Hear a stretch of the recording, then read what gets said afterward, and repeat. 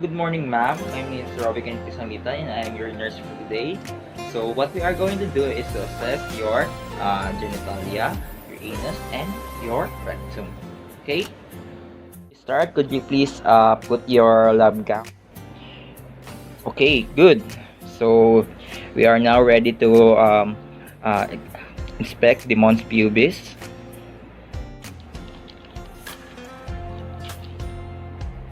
So before proceeding to the implementation, we will be needing to position the client supine with the feet elevated on the stirrups of an examination table and alternately assist the client into the dorsal recumbent position with knees flexed and thighs externally rotated.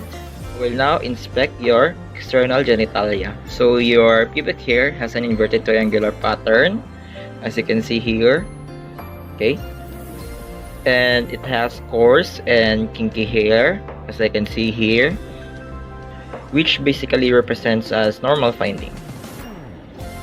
Moving on with the inspecting for the labia majora and its perineum, and we should note if there are swelling. So here is the labia majora.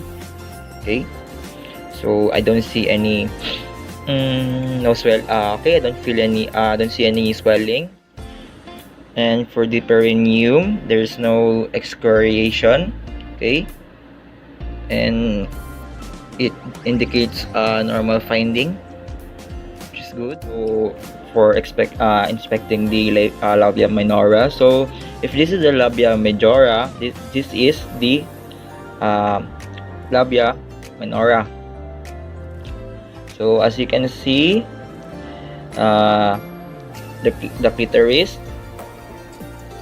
and the urethral meatus here. So I can observe that there is no lesions, no discharges. There's also no swelling, and I don't see any excoriation around it. So next is we're going to palpate the Bartholin glands, but before that we should use the lubrication. Inspect the Bartholin glands. So first is should open it this. Okay, so then it should be like the index fingers and the middle fingers straight up and enter the twist. Okay, so now I am palpating if there are any presence of swelling. Okay, so I can feel that it is not there is no lesions, there is no swelling. Okay, there is no tenderness or any discharges.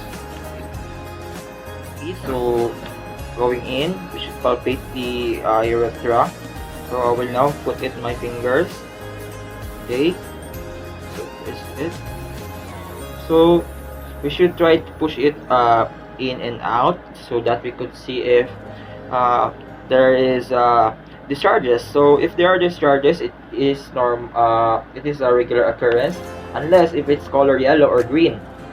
Okay, pushing it in down. If the client complains, there could be a sign of symptoms of urethritis, and I'm pulling it out.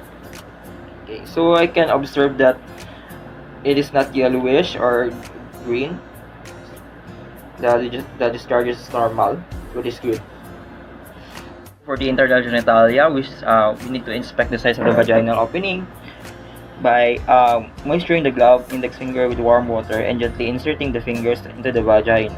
Okay, so I'm inspecting the size. It should range from 2.75 inches about to 3 inches, and if it gets aroused, it would increase to size to 4.25 inches to 4.75 inches. Okay, index finger, finish this.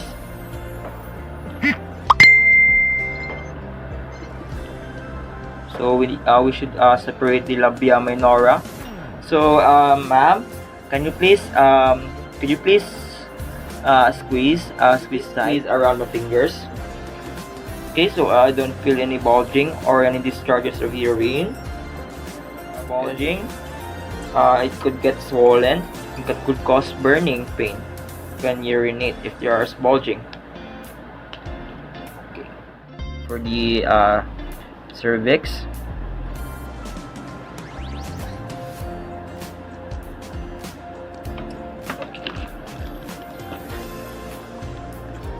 okay, so I will now look at the inside of it for color. Okay, the cervix is pink, is smooth, and even in the OS is located at the center, which is normal. And I will now unlock it. I will now obtain a specimen for pap smear and indicate if there is a culture to test for STD. For performing the bimanual examination,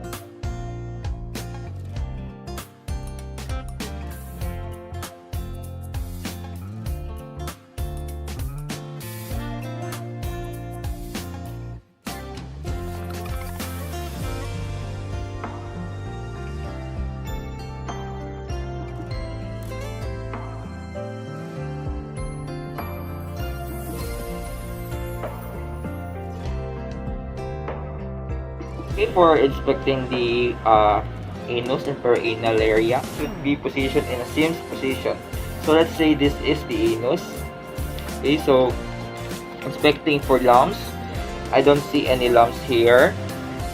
No ulcers, lesions, or any rashes. I don't see any redness.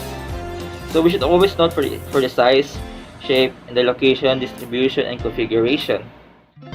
Should also inspect for the sacrococcygeal area for swelling, redness, dimpling, or presence of hair in pilonidal area. Sacrococcygeal area, I don't see any swelling or redness or any dimpling. So, inspecting for the rectal prolapse with Valsalva maneuver. So, yung rectal prolapse parang yung nagalabas sa anus. So, mas madali siya mag-detect with the use of Valsalva maneuver. So, palpating for the anal sphincter. So, what we should do first is apply lubricant so that we could easily insert our finger inside the anus. So, to do that, for palpating the anal sphincter, we should slowly enter it. It should be deep so that we could appreciate the inside of it. So, while our fingers are inside in the anal sphincter tone, we should inspect for tenderness. So, I don't feel any tenderness here. The nodules, okay, no hardness. There's no nodules. Okay, after that, for the rectum, we should palpate the rectal area, the rectal mucosa for tenderness or irregularities. So I don't feel any tenderness in the rectal mucosa or any irregularities. Okay, palpating the peritoneal cavity for tenderness or nodules or rectal shelf. Okay, so I don't also feel any tenderness inside or nodules. So after palpating the inside of the rectum and anus and the perianal area, slowly take our finger off. So after that, inspect the feces for blood and perform the occult blood test. For the evaluation and documentation, the walls is pinkish in color. So for the anus, the consistency, it is rubbery with firm and smooth surface and probable sulcus between the right and left lobes. There is no tenderness, and I don't see any nodularity. Also, after removing the speculum, it is moist. It has normal discharge, and it is clear and thin. It is